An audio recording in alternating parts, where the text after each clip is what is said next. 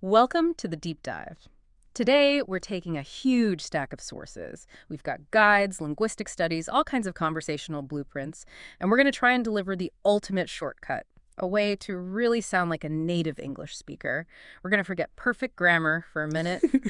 We are diving into what is basically the secret language of fluency, everyday expressions, the English you hear all the time. And this is so essential. I mean, there's this huge gap, right, between the careful, structured English you learn in a classroom and the kind of rapid-fire social English that people actually use. Totally. If you really want to be fluent, you just have to have these short, indispensable phrases. They're in every movie, every casual work email, every chat you have at a coffee shop, but they're often the missing link for a learner. Exactly. And our source material today is really designed to fill that exact gap. It focuses purely on these high-frequency verbal shortcuts. So we're going to break down 10 key expressions, not just, what they mean, but how and why native speakers use them to create, well, social grace and efficiency. Let's unpack the first group, which we're calling the language of softness and politeness. These are the phrases that just lubricate daily interactions. And we're starting with one that it's almost entirely replaced the old-fashioned responses to thank you, especially in American and Australian English. No worries. It is everywhere, and its job is so much deeper than just replying to thank you. It means it's okay, don't worry about it, and I wasn't inconvenienced all at the same time. Right. And the insight here is really the cultural shift it represents. When someone says, oh, sorry, I'm late, and you reply, no worries, you're instantly neutralizing any kind of perceived debt or apology. You're saying the problem is gone. It's resolved. We don't need to talk about it anymore. But let's talk about a potential pitfall here. Can it ever feel a little dismissive? Like if someone makes a really serious mistake, say, I accidentally deleted the entire client file. Replying no worries just sounds terrible, inappropriate. That's the boundary. That is absolutely the boundary. It's strictly for minor things. Minor social errors, little apologies, small inconveniences. Dropping a pen. Exactly. Dropping a pen, being 5 minutes late, bumping into someone in a hallway. When the stakes are low, no worries is perfect. When they're high, you need something more like, it's all right, let's fix it. Okay, moving on to efficiency and agreement. The next phrase is so crucial. Sounds good. Oh, this is a phenomenal efficiency tool. Right. It conveys complete acceptance, affirmation, sometimes even enthusiasm for a plan, all in 2 words. It basically means I agree, or that plan is totally okay with me. Yeah, if a colleague says, how about we push the meeting back to 3 o'clock? Replying, sounds good. It's just so much more natural and quick than saying, yes, that time works well for my schedule, I concur. Right. It just moves the conversation forward. There's no lag. And it even works for passive action. Someone says, I'll upload the final version tonight. Sounds good. Yeah. You're just confirming you got the message and you accept that plan. Yeah. It closes the loop on that item for now. Okay, next up. The ultimate phrase for asking someone to wait a moment without sounding aggressive. Hold on. Meaning, wait a moment, of course. And you hear this constantly in 2 main scenarios. The first one is practical, like on the phone. Hold on, let me just quickly pull up that account information. And the second is more internal, right? It signals you're thinking. If you ask a complex question, someone might say, hold on, I just need a second to think that through. It's like a verbal cue that their brain is buffering and you shouldn't interrupt. For the art of conflict avoidance, a phrase that is so vital for social grace, not really. Because we have to challenge this idea that being direct is always the best way. In English, a blunt no can create a lot of social friction. Not really is the diplomatic shield. It's a softened partial rejection. If someone asks, did you enjoy that movie? And you just say no, it kind of forces them to defend their taste. It does. But if you say, not really, you're saying, no, but I get that you might have liked it. It's essential for talking about preferences. That nuance is everything. It signals a mild lack of interest, not a firm dismissal. Answering no can risk sounding confrontational. Not really keeps the conversation open. And rounding out this section, we've got these incredibly casual phonetic reductions, kinda and sorta, to short for kind of and sort of. And while, the definition is just a little bit, the deeper insight is that they are powerful social cues for conveying a lack of conviction or uncertainty. Precisely. If someone asks, are you excited about the weekend trip? And you reply, kinda, You're not just saying you're a little excited. You're signaling, yeah, I'm somewhat excited, but I also have some reservations. Right, you're not fully committing to the emotion. Exactly. And sorta has that same hesitant, mildly affirmative feel. Using them just instantly makes your speech less formal and shows you're not speaking in absolutes. So these first 5, no worries, sounds good, hold on, not really, and they're really the foundation for navigating those polite, everyday exchanges without sounding like you're reading from a script. Okay, let's pivot to our second segment. We're shifting from phrases of politeness to phrases of action, coordination, and quick confirmation. These are the kinds of exchanges you hear when you're out in public or trying to get a task done. We can start with a phrase that implies immediate empathy or an offer of help. You good? It's the super fast version of, are you okay? Or do you need anything? You hear it right after something unexpected happens. Someone trips or looks stressed on a phone call or drops their keys. It's a signal of immediate concern. If you see someone struggling to lift a heavy box, the natural check-in is, hey, you good? It offers support without being overly intrusive.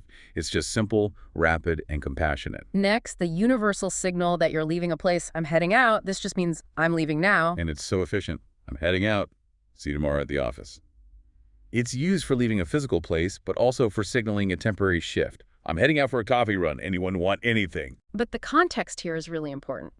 This phrase is undeniably informal. I remember I once used, I'm heading out at the end of a formal client meeting, and the immediate shift in their faces told me it was completely inappropriate. Oh, yeah. It really highlighted that this phrase is strictly for your internal team or for friends. That is a great point. Formal English needs something like, I must depart now, or I'll be leaving the office shortly. I'm heading out is for internal use only. Okay, moving on to professional action. We've got the ultimate phrase for taking immediate responsibility. I'm on it. This is critical. It means I will do it now, and maybe more powerfully, I acknowledge, accept, and I'm starting this task immediately. If a coworker says, did anyone remember to order lunch for the meeting? And you say, I'm on it. Yeah. It confirms that they can stop worrying about it. It's handled. But we should address the potential risk. Given that it implies speed, is there a danger of overpromising, especially if the task is complex? Can you say, I'm on it for a huge project? That's a valid challenge. For, a big corporate request, it can sound a bit too casual by itself. You might need to pair it with a time frame. Right, Like, I'm on it, and I'll have an update for you by noon. But for quick, routine tasks, it's flawless. Next up, probably the most ubiquitous casual greeting, which functions almost as just a social nod. What's going on? Or what's up? They're totally interchangeable, and they're purely functional. They mean, how are you? Or what are you doing? But the social contract is that you do not give a detailed answer. The expected reply is just another greeting like, not much, you. Yeah, if you actually start detailing all your troubles when someone says, what's up? Yeah, you're immediately breaking that social contract. It's just the way you open the door to a conversation. And finally, a great phrase for delegating future communication. For signaling you're available, but on their time. Let me know. This one's powerful because it pushes the responsibility for the follow-up onto the other person. While confirming you're ready to get that information later, it just means, tell me later. For instance, I'm available to discuss the proposal this week. Just let me know which day works for you. You've shown you're open, but you've put the scheduling burden on them. Or offering help. If you hit any technical snags, let me know. It confirms you're on standby. Okay, so we've covered these 10 expressions, 5 about social softness and 5 about coordination and action. Now, this is where we really do our deep dive. The flow of natural English comes from stitching all these little pieces together so conversations can happen at speed. And that native speed, that conciseness, it really depends on these phrases being instinctual. We've looked at the definitions, so now let's analyze how they're applied in slightly more complex social situations. Okay, let's start with a scenario that involves conflict avoidance and a tentative agreement. This will use a lot of the phrases from segment 1. Okay, imagine 2 friends trying to coordinate a weekend plan. Person A could start with, hey, are you still planning on going to the city market later? And person B might say, sorta, I was kind of tired and I don't know if I really need anything. So you see, using both sorta and kinda to show they're hesitant. And person A would pick up on that immediately and say, not really. Oh, okay, no worries. We can just grab dinner nearby instead. Yeah. So they use that soft negative, not really, and then immediately accept the rejection with no worries. Right. And B replies, sounds good. Let's do that. Thanks for understanding. And A closes it with no worries at all. See how many diplomatic shields were used there? Sorta and kinda let person B back out of the plan without a hard no, which then allows A to suggest something else, keeping the whole interaction smooth and friendly. That is the social grace these phrases provide. Now let's look at another one. Focus purely on efficiency and coordination, maybe in an office setting, using phrases from segment 2. Okay, two coworkers crossing paths in the hallway. It's a busy day. So person A says, "Hey, what's up? Did you manage to send out that revised budget report yet?" So a casual greeting, then straight to the task. And person B replies, "Just finished. I'm heading out now to drop it off with the supervisor," signifying completion and immediate physical action. A says, "Oh, fantastic. Hey, while you're there, grab the files from my desk, okay?" And B, "I'm on it. I'll bring them back right away." Yeah. Immediate confirmation. Assumes responsibility. Perfect. And then A finishes with, "Perfect. Let me know if she needs any clarification." Yeah. Delegating that future communication. That entire exchange was all about efficiency. There were no long, polite sentences, just Quick acknowledgement. exactly quick social acknowledgement and then rapid confirmation of 3 separate tasks or movements. If you tried to say all that in formal English, the whole thing would get so bogged down. The native flow really depends on that brevity. So what does all this mean for you, the learner? Well, you now understand not just the definition, but also the social consequences of using or not using these phrases. And the most crucial step for retention is active application.